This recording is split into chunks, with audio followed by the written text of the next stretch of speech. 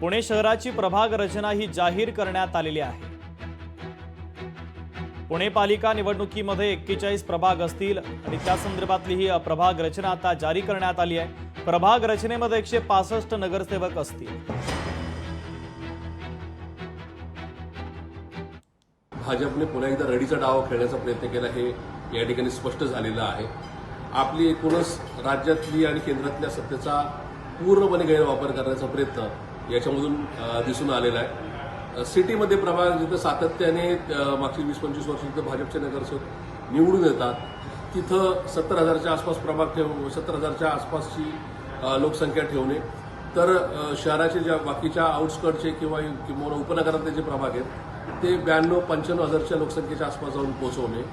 काही प्रभागांचं जे सीमांकन आहे ते त्यांच्या प्रभागाच्या किंवा तिथल्या जे अपेक्षित आहे नियमाप्रमाणे त्या सीमारेषा ओलांडून नदी पलीकडे गेलं आहे, कुठे हमरस्त्याच्या पलीकडे गेलेलं आहे। हे सगळं अत्यंत चुकीचं आहे। प्रभाग रचनाचं काम जो नियमाप्रमाणे जे आहे आम्ही केलेलं आहे। जर आपण मागे पाहिला जेव्हा जेव्हा प्रभाग रचना झाली तेव्हा काहीतरी आरोप आलेला आहे। तो आपल्याला एक नॅचरल फॅक्ट आहे, म्हणजे लोकांना बेसिकली असा वाटते की काही ठिकाणी नॅचरल बाउंड्री क्रॉस झाला, काही ठिकाणी नियम ओलांडून काम झाला, तर हे एक जनरल रिएक्शन म्हणजे नेहमीच असते।